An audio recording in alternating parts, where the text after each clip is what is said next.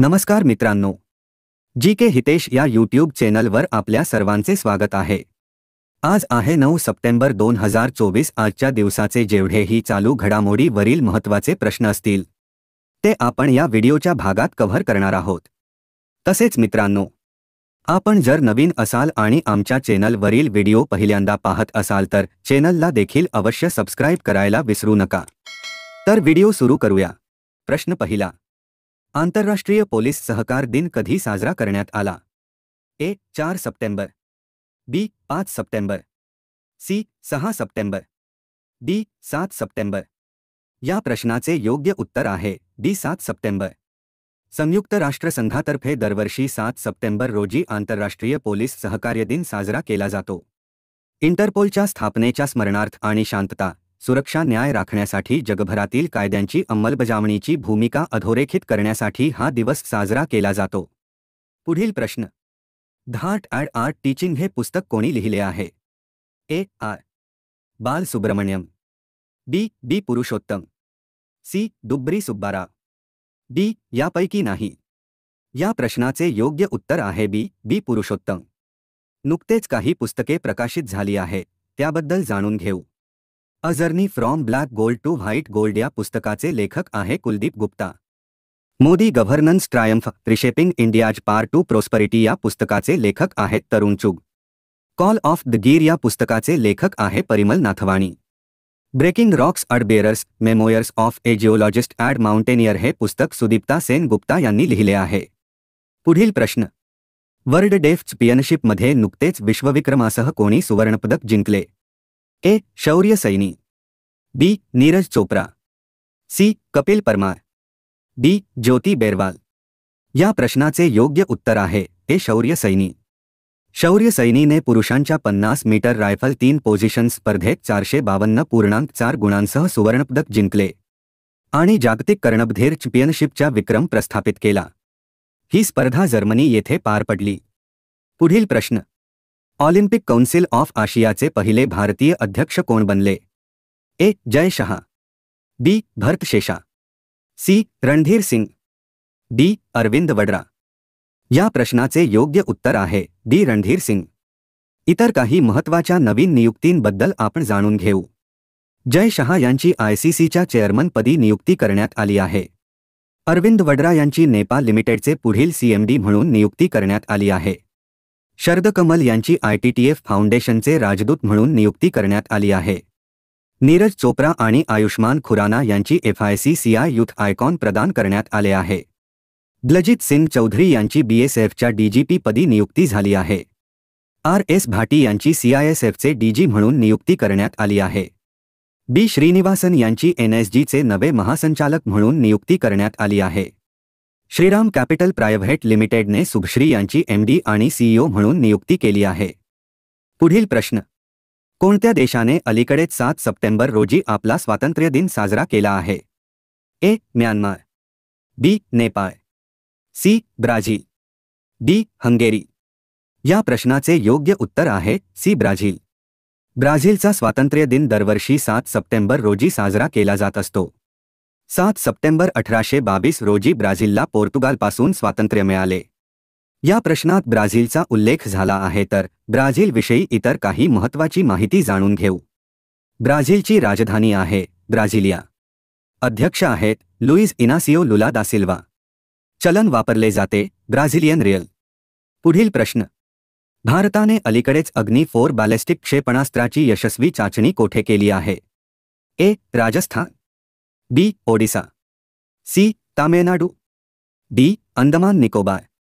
या प्रश्नाचे योग्य उत्तर आहे बी ओडिसा। या प्रश्नात ओडिसा राज्याचा उल्लेख झाला आहे, तर आपण ओडिसा संबंधित काही चालू घडामोडीवरील माहिती जाणून घ्या। राष्ट्रपती द्रौपदी मुर्मू यांनी ओडिशातील उदयगिरी लेणी यांना भेट दिली। सुरमा पाधी या ओडिसा विधानसभेच्या दुसऱ्या महिला सभापती झाली आहेत। केंद्रीय मंत्री धर्मेंद्र प्रधान यांनी संबलपूर ओडिशा येथे भारतातील पहिल्या स्किल इंडिया सेंटरचे उद्घाटन केले आहे। ओडिशा सरकारने स्वतः ही योजना सुरू केली आहे। ओडिशातील गुप्तेश्वर जंगलाला जैवविविधता हेरिटेज साइट घोषित करण्यात आलेले आहे। भुवनेश्वर मधील बारामुंडा ISBTला BR आंबेडकर यांचे नाव देण्यात आले आहे। ओडिशाच्या रेट आंटी चटणीला म्हणजे काही चटणीला जीआय टॅग मिळाला आहे? या प्रश्नात ओडिसा राज्याचा उल्लेख झाला आहे. ओडिसाविषयी इतर माहिती जाणून घेऊया. ओडिसा राज्याची स्थापना ही 25 जानेवारी 1950 मध्ये झाली. राजधानी आहे भुवनेश्वर.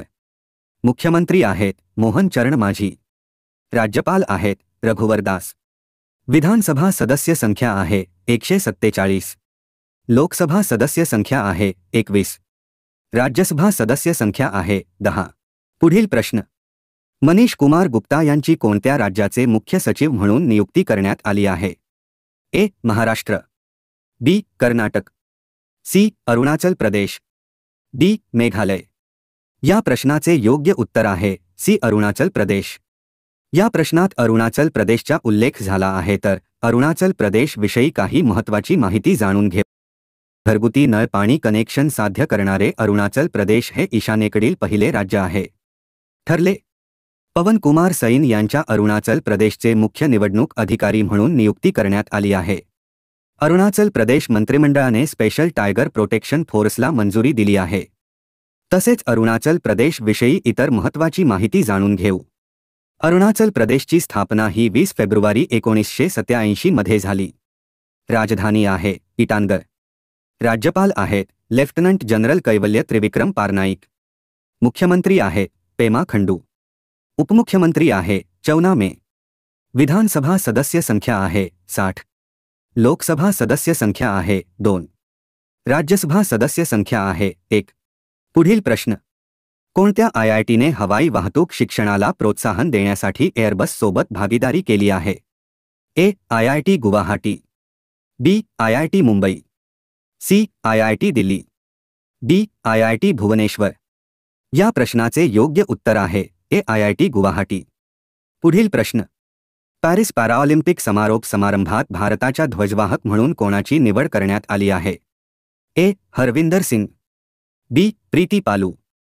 सी. ए आणि बी दोन्ही. डी. एकही नाही. या प्रश्नाचे योग्य उत्तर आहे सी. ए आणि बी दोन्ही. तसेच पॅरिस पॅराऑलिम्पिक स्पर्धेच्या उद्घाटन प्रसंगी सुमित अंतिल आणि शॉटपुट स्टार भाग्यश्री जाधव यांना भारताचे ध्वजवाहक बनवण्यात आले होते. पुढील प्रश्न. सुपर टायफून बागीमुळे कोणत्या देशात दैनंदिन जीवन विस्कळीत झाले आहे? ए. जपान. बी. चीन. सी. मंगोलिया. डी. उझबेकिस्तान. या प्रश्नाचे योग्य उत्तर आहे बी. चीन.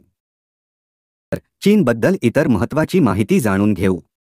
चीनची राजधानी आहे बीजिंग. राष्ट्राध्यक्ष आहेत शी जिनपिंग. चलन वापरले जाते रेनमिनबी. पुढील प्रश्न.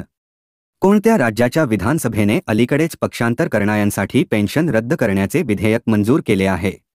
ए. मध्य प्रदेश. बी. हिमाचल प्रदेश. सी. आंध्र प्रदेश.